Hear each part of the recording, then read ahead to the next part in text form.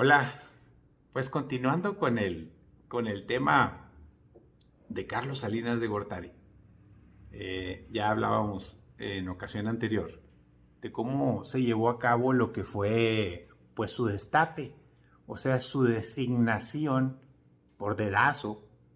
de parte de Miguel de la Madrid, que lo convirtió en el candidato del PRI a la presidencia de la República y que en una elección muy controvertida le gana a Cuauhtémoc Cárdenas y empieza el deterioro del sistema político mexicano de partido único, de manera tal que vienen grandes modificaciones a las leyes y al mismo sistema, dándole paso al reconocimiento a los partidos políticos minoritarios. Surge los plurinominales, surge la ley de organizaciones políticas de los partidos políticos y organizaciones, la LOPE, y luego surge la credencial de elector, y surgen los organismos ciudadanos, es decir, que las elecciones las organizan más ciudadanos que no sean desde la Secretaría de Gobernación y que no sea el gobierno juez y parte apoyando a su partido.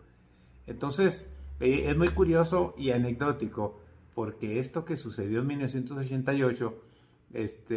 y que transitó pues hasta 1994, que es cuando termina Salinas de Gortari, ahora en el presente, en el 2022, si nos vamos en el túnel del tiempo viajando, lo quieren revivir, quieren manejar casi todo poniendo a los consejeros electorales. Antes no existía la credencial de elector con fotografía, imagínense usted, llegaban ahí con un nombre X y pues le ponían que sí y hacían las machincuepas que fueran necesarias para ganar tramposamente. Y ahora, pues como que se quiere volver al pasado, ¿no? Quieren que todos los que estén en el INE, en el Instituto Nacional Electoral, que es el hijo del IFE, Instituto Federal Electoral, quieren que todos sean electos por el pueblo. Sí, Chuy, pocas palabras, impuestos desde el partido en el poder para manejar, manipular o hacer lo que sea con las elecciones. Pero volviendo un poco a las cosas que sucedieron en la época de más o menos por allá en 1982, perdón, 88, en aquel entonces se da el destape de Carlos Salinas de Gortari como candidato a la presidencia de la República, pero allá en Sonora, en mi tierra, por supuesto, los candidatos a senadores eran Luis Donaldo Colosio, que también es el coordinador de campaña de Carlos Salinas de Gortari, y Manlio Fabio Beltrones. Los dos ya habían sido diputados federales y entonces como tales pues hicieron una fórmula que pues localmente arrasaron literal en las elecciones. Y a la postre, después de eso, ellos entraron como el 1 de septiembre al Senado, pero el 1 de diciembre, Manlio Fabio Beltrones fue designado subsecretario de Gobernación por Carlos Salinas de Gortari. Y luego, meses después, Luis Donaldo Colosio fue electo presidente del Comité Ejecutivo Nacional del PRI, siendo senador allá en la Ciudad de México, y eso pues lo catapultó para hacer una carrera nacional con toda la fortaleza de ser un dirigente nacional del partido y después secretario de Desarrollo Social, que es de donde salió como candidato a la presidencia de la República. Entonces, en aquel entonces, en esos años, yo recuerdo porque andaba en la organización juvenil y me tocó las grandes recepciones que se hacían a los candidatos. Recuerdo pues que el presidente del PRI era Bulmaro Pacheco, el presidente del PRI municipal era Javier Hernández Armenta, el gobernador era Rodolfo Félix Valdés. Yo recuerdo que estuve unos algunos meses ahí en la encargado junto con, más bien el encargado era Alberto Villescusa y yo estaba ahí atento a las cosas por mi relación con Guillermo Hopkins y a su vez con Luis Donaldo Colosio, producto de haber participado como coordinador de su campaña en Hermosillo. Entonces, pues son cosas que te vas acordando, ¿no? Cómo vas teniendo responsabilidades. Y también recuerdo cómo estando como dirigente juvenil, tuve la oportunidad de tener un cargo en el servicio público con un hombre excepcional, el secretario de Salud, el doctor Filiberto Pérez Duarte, un extraordinario servidor público de quien fui director de comunicación social en esos años. Ya le estoy hablando a usted casi de los 90s, que fue muy, muy interesante, muy atractivo. Fue en 1989, creo, hasta 1991, por ahí, o 90, a 90, porque fíjese que, rememorando un poquito, pues en 1990, precisamente con el apoyo de Luis Donaldo Colosio, y también de Alfonso Durazo Montaño, que era su secretario particular, estaban ellos en el PRI, recuerdo que me recomendaron para que yo fuera delegado del Instituto Nacional del Consumidor y me mandaron con una señora que era la directora nacional del INCO, aquel del eslogan de regale afecto, no lo compre, y el de comparar precios y cosas de ese tipo, ¿no? Entonces me mandaron con una señora que se llamaba Margarita Ortega Rico. Fíjese que Margarita Ortega fue la primer candidata a gobernador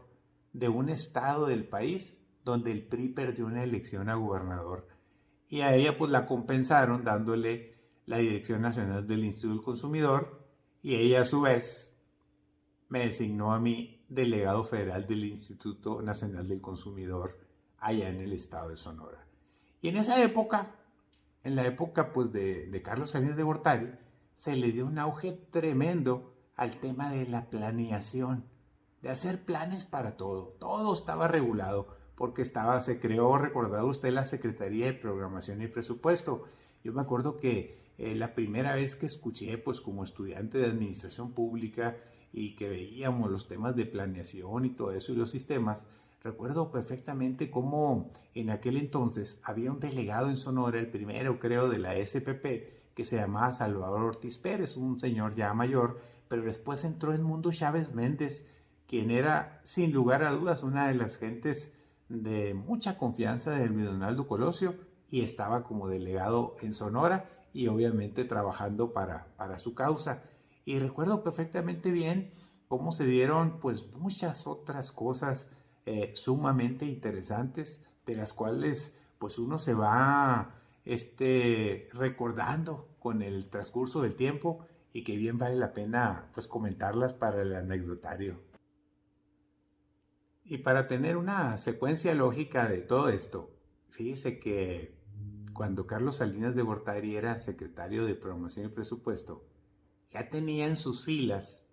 es decir, ya trabajaban para él, Guillermo Hopkins Gámez, que estaba en una dirección importante, la que firmaba los oficios con la que le da los recursos a los estados del país, entre ellos a Sonora, por supuesto, pero también trabajaba Ernesto Cedillo Ponce de León, que era pues fundamentalmente el secretario de Programación y Presupuesto con Carlos Salinas de Gortari, y que después ya veremos que más que ser destapado, pues fue quien sucedió a Colosio después de que lo asesinaron cuando fue candidato. Pero obviamente para no perder el hilo, próximamente voy a hablar exclusivamente de Luis Donaldo Colosio, de todo lo que hizo para llegar a la candidatura y desafortunadamente pues culminó con una bala en la cabeza en Tijuana, acabando con las posibilidades de tener un líder fuerte, auténtico, bragado, con los de estos bien puestos, con todas las características que en ese momento muchísimos millones de mexicanos consideramos que el país necesitaba para ponerle orden, regresar al progreso y atacar de raíz al crimen organizado, que son otras cosas que ya comentaré en su momento. Por eso también es importante dejar muy en claro cómo todo este grupo, Ernesto Cedillo, el mismo Guillermo Hopkins, el mismo Luis Donaldo Colosio, obviamente Carlos Salinas de Gortari, todos habían estudiado en universidades en el extranjero, maestrías, doctorados. Donaldo estuvo en Austria, Hopkins estuvo en Estados Unidos, Cedillo por el estilo. Entonces, todo esto indica y nos da claridad de por qué la tendencia desde el gobierno había gente tecnócrata formado en el extranjero, más que políticos, y por eso es una de las razones de fondo real que acabaron con la política de crecimiento económico y estabilidad política que tenía el milagro mexicano que encabezaba el sistema político en ese entonces. Y como diría el maestro Gilberto Gutiérrez Quiroz, a quien le mando un cariñoso saludo, decía, este país aguanta eso y más. Y vaya que si lo estamos viendo, y eso que le estoy hablando a usted de los años 80, principio de los 90. Ahora estoy en el 2022 y está vigente la frase del maestro Gutiérrez Quiroz. Este país aguanta eso y más.